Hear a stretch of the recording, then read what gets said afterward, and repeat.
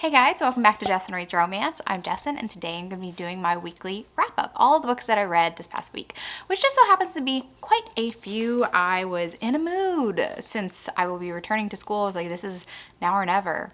I have 1 week to read everything on my list that I have for this week, so spend your time wisely.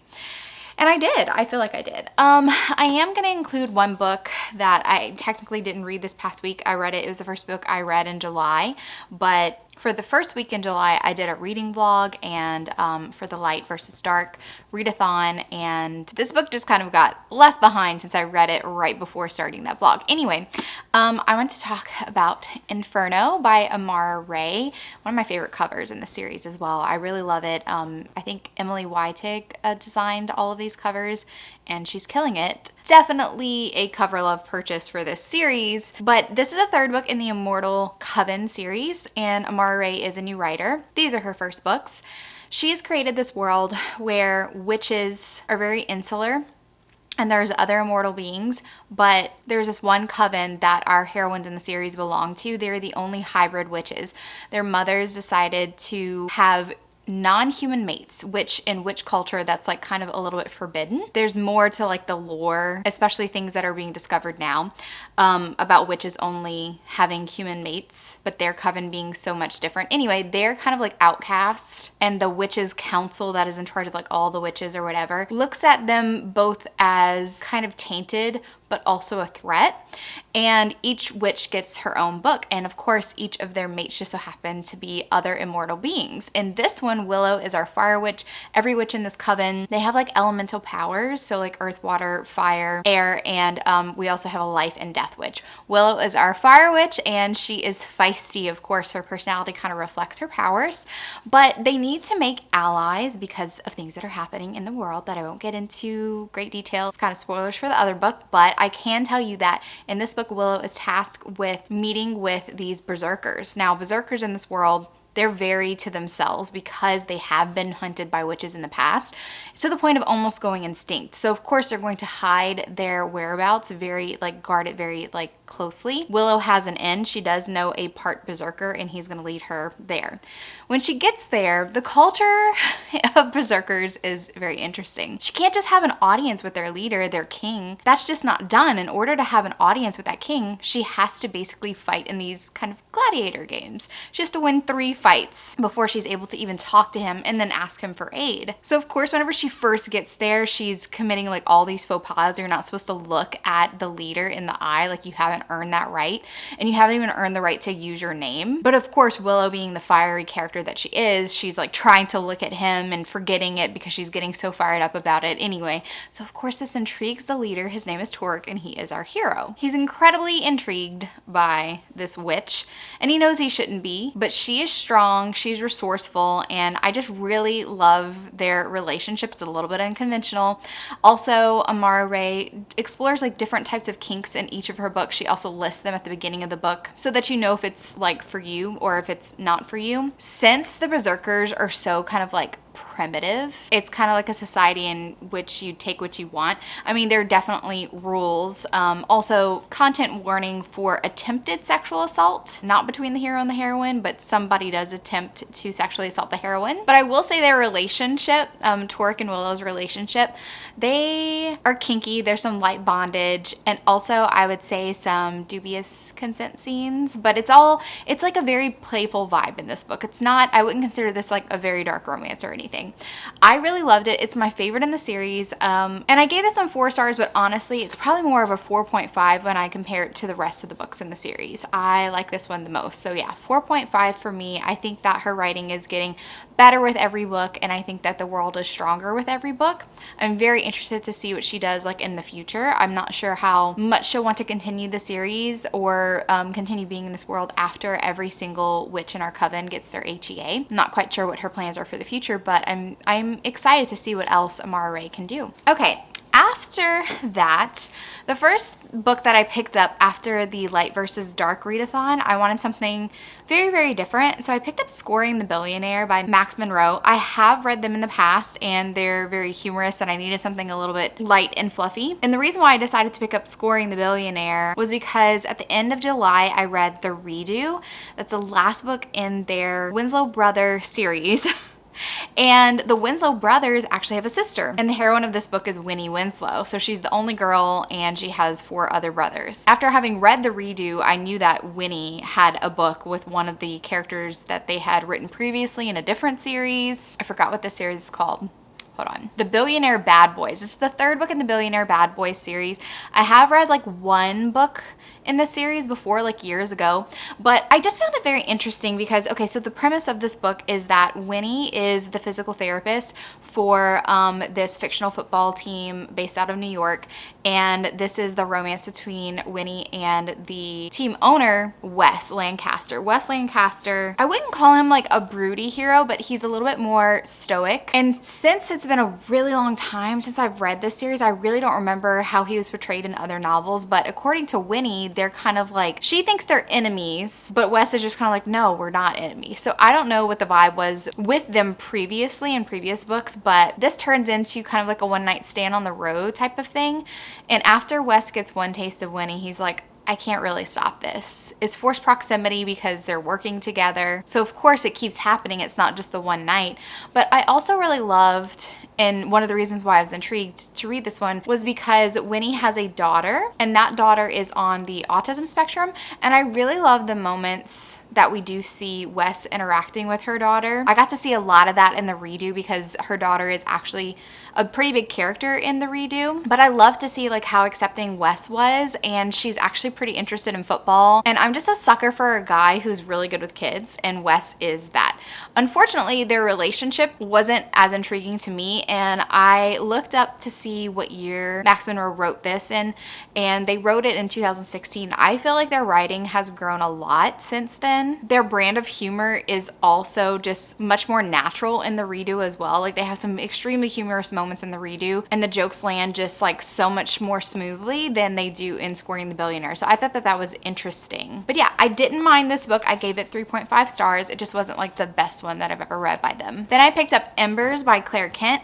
This I got as an ARC, and it's the 3rd book in the Kindled series. I haven't read the previous books, but I have read Last Light, which is kind of like a prequel. It's like book 0 in the series, and it's a post-apocalyptic survival romance. All of these, I believe, except one, are age gaps, including Last Light. So in this world, there has been an apocalypse, and we really go like on a journey with these characters through a couple of years, because when we first meet our heroine Rachel, she is with her boyfriend at his mom's house. They're in the town that they grew up in, and it's been like at least a year since the apocalypse happened. Her mom died, so her boyfriend and his mother are the only family that she has left. His mom recently died from this lung fever, so some people are actually dying out because of this lung fever, and her boyfriend is also like experiencing the symptoms recently, and now their town is being like attacked. These gangs are starting to take over these towns, and it's just kind of like a free-for-all, so they know that they have to get out of town that night. The only place that they can think of going is her boyfriend's dad's house, and they're estranged because her boyfriend's dad was in prison when he was a baby. It was kind of like a one-night stand situation with Cal, who is our hero. This is a boyfriend's dad romance, and I'll explain a little bit more how it comes about. There's no like cheating involved or anything, but there's no real relationship because the mom didn't want Cal to be involved in her son's life at all. So Rachel has like no relationship with the dad at this point. She's like never even met him. And while they're traveling to the dad's cabin in the woods, they are attacked, and Cal does save them and brings them to the cabin. Cal is like the silent broody type. He doesn't speak very much, and he also doesn't know how to interact with his son. And Rachel, seeing that her boyfriend is literally dying, he only lasts for about a couple months, like encourages Cal, like, your son needs you need to tell him that you love him before he dies. And her boyfriend does eventually die. So this is a survivalist romance, huge age gap, but it doesn't happen right away. So Rachel and Cal, like, years pass with them just surviving together. She has nowhere else to go, and Cal feels like he has to keep the promise to his son to take care of Rachel. And so it kind of like this relationship, this romantic relationship gradually develops between them. And I really appreciated that it wasn't like an instantaneous thing, like right after the boyfriend died, it only took like a couple months for them to get together. That's not the case. It happened over years. Now, I will say one thing, after reading 2 books by Claire Kent, I think her dialogue when it comes to intimacy is a little bit lacking. Sometimes I chuckle at the things she chooses to say, like when there's some sort of intimacy between the characters. It doesn't quite feel natural, and that is probably the biggest complaint that I have about the book, besides the fact that her heroes, from the 2 that I have read, and I think it's kind of just like her thing, her heroes are very stubborn. Since there's some age gaps, of course they feel like this is wrong, and at some point in the book they feel like they have to push the heroine away because of that. They feel like they cannot tie down this heroine because they're young and they should find somebody else and all that. And I will say I got frustrated at some point with Cal. So yeah, that's why I gave this book 3 stars. I still enjoyed it, but I feel like it could have been better. The next few books I actually did a reading vlog for. I picked up Ravish by Amanda Quick. This is the first book that I've ever read by her. I was just in the mood for something historical. It had been a long time since I've read a historical romance. And I heard that a lot of people really liked Ravish. So I picked this up, and if you want to know more about the book, you can go check out my vlog. I will link that up here and down in the description box below. But I did not enjoy Ravish at all. And I'm not sure if it's because it's Amanda Quick's writing style or just the story didn't work for me, but I was very frustrated by the heroine in the end, and also mostly by like the side characters. So the hero, Gideon, he is the Viscount St. Justin, and he has this reputation as the beast of Blackthorn Hall. In this small town where Harriet, our heroine, lives, years ago there was a different kind of like pastor of the area, and he had a young daughter. Before Gideon was the Viscount, because he did have an older brother before he died, he was engaged to this young girl who was the daughter of a pastor. And eventually she wound up pregnant. He kind of left her or broke off their engagement, and then she did commit suicide after that. So he has this like black reputation of like ruining girls, getting them with children, and then like breaking off engagements or whatever. And I say girls, it's just one girl. Anyway, he has that reputation. Harriet summons him because there are smugglers that are using the local caves.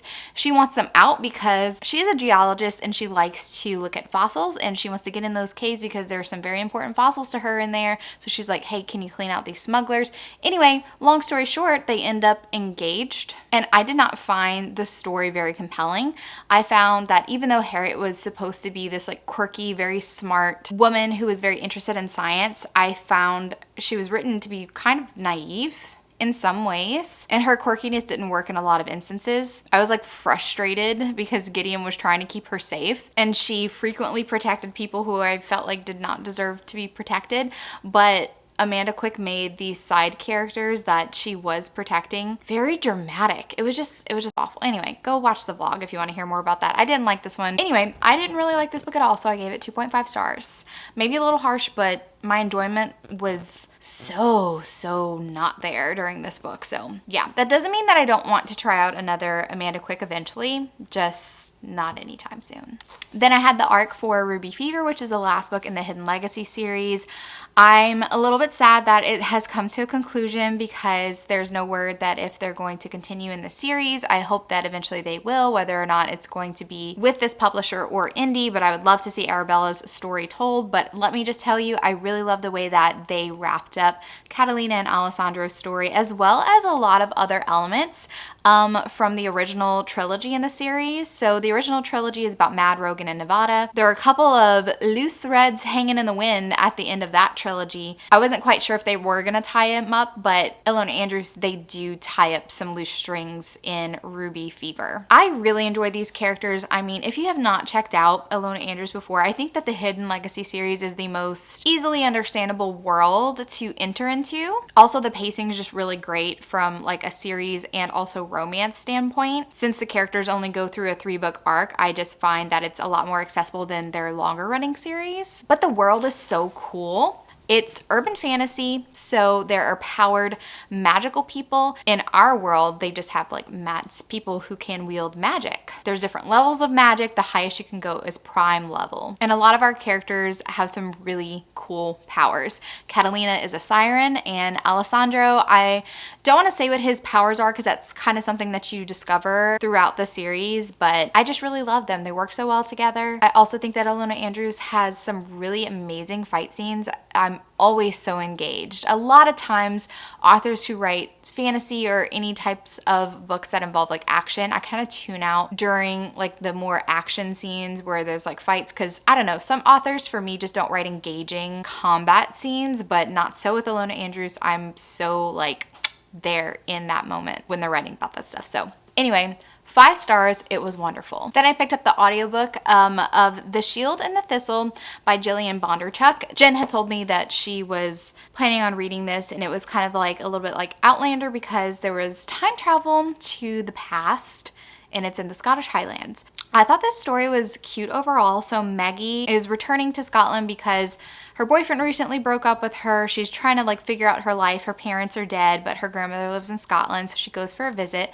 And while she's exploring the local hiking trails, she actually goes into this cave, and it's during solstice, which is how she's able to time travel, and she finds herself in the past. She is quickly rescued by a local Highlander. He's the younger brother to the laird of the castle, which is still there in present day, and there are descendants in that castle, just FYI. So like Claire, if you've ever read Outlander, she has to adapt to this world, and I think it's just like really adorable. She loves to cook, she loves to bake, and I like the way that she bonds with the cook downstairs. So she's very friendly with like the staff, plus she endears herself to Malcolm, the older brother, and she really just kind of like vibes in the past. She's like, okay, I can hack it out here. So anyway, I thought it was a pretty cute story, but like I said in the vlog, I thought that it lacked tension. So I did find myself getting a little bit bored and waiting for like something to happen. But overall, I thought it was a cute story. I just hope that the next book in the series, which I do plan on reading,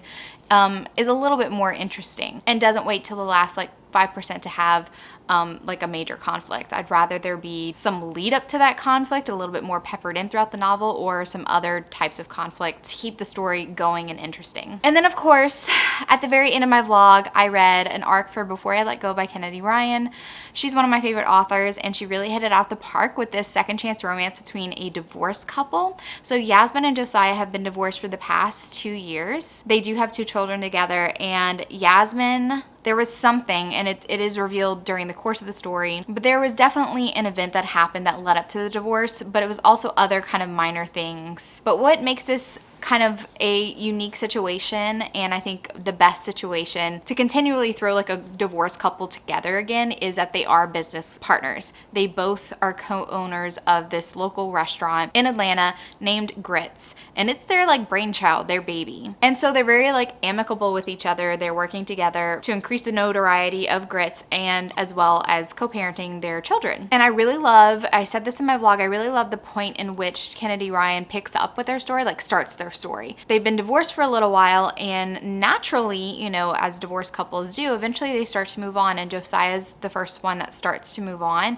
And I like being in Yasmin's point of view and feeling that jealousy kind of bubble up, knowing that she, as the ex-wife, has no right to really feel jealous, but she can't help that. Like that was the person that she thought she was going to spend the rest of her life together, and it didn't work out. But that doesn't change that they have so much history together, and it really stings to see somebody else with Josiah. So Yasmin's struggling with that, and Josiah himself is struggling to just move on because he still loves Yasmin. Like he says that he didn't even want the divorce. She was the one that pushed for it. The reason why she wanted the divorce is explored. So like you just feel that pain that Josiah has been carrying around after Yasmin has asked for the divorce, and he doesn't know what else to do but move on. Kennedy Ryan is just so masterful, and I loved everything that she explored in here. Not only the relationship between Yasmin and Josiah, but also the relationship between Yasmin and her daughter Deja, who was very resentful after the divorce. There's really great conversation to be had in this book about depression and also therapy. I thought that Kennedy Ryan did so well exploring therapy in the book. There's been so many instances where I have read books before where characters have experienced like trauma or something. There's some reason why a character needs therapy. And almost always there's like these instant fixes to like PTSD and trauma and all that, grief, depression, all of that. There's almost like instant fixes. But Kennedy Ryan really kind of dives deep, and I really appreciate that. It was just a really, really beautiful story. I thought it was so phenomenal. It made me cry in a couple of instances. I just felt so deeply for the couple, and I just wanted them to find their way back to each other. And of course, Kennedy Ryan delivers so beautifully for that. So yeah, 6-star book. I mean, it wasn't really a surprise. Then I tried my hand at another historical. I was like, okay, gotta have a good historical for this week, and I picked up the Lady Temps the Heir. It's the 3rd book in the Gilded Age series by Harper St. George. And this story involves a widowed heroine, Lady Helena, and a wealthy American man.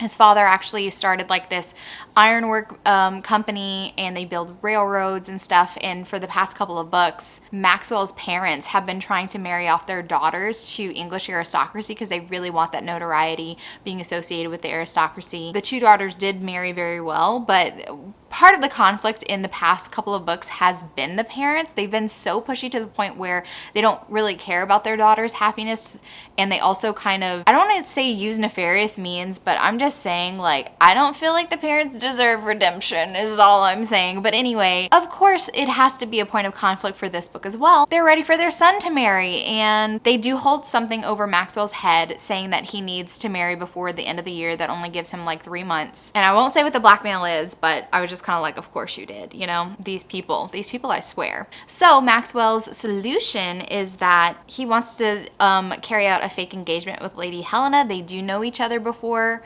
In a previous book, they tried to kind of like rescue his sister, who ended up by not needing rescuing. Anyway, he's always been intrigued by Lady Helena, and she has made it her mission after her husband has died to do good works. She finds it fulfilling. She started like this orphanage and stuff, but she also wants to start like a home for single mothers, and a lot of these single mothers weren't ever married, and so she's having a hard time finding funding because people just don't want to support women who aren't married and have children out of wedlock. And so she's really struggling with that. And that's part of the reason why she agrees to this fake engagement with Maxwell.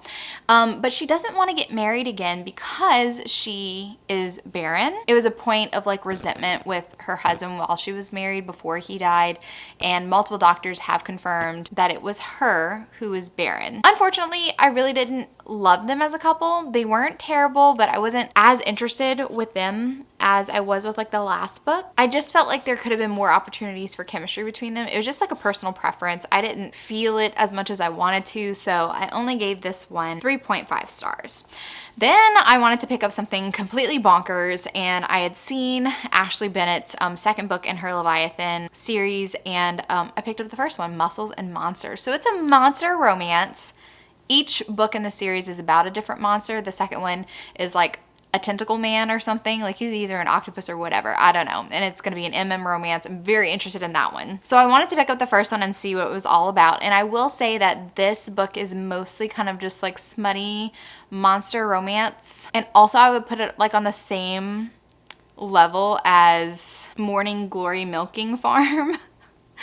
It truly is just like smutty monster goodness. I don't think that the author spent as much time on developing the characters as she did with like this instant bangability between the characters from the very beginning. She owns a bakery, but she barely spends time at her business once she meets Atlas, this wolven, which basically he's a werewolf, and he's not a shifter. He literally is a wolf. He stays in wolf form the entire time. And I will say, like, look, I'm not trying to yuck anybody's yum. I have read some creature romances. Like, I love Ensnared by Tiffany Roberts, and that's a spider romance.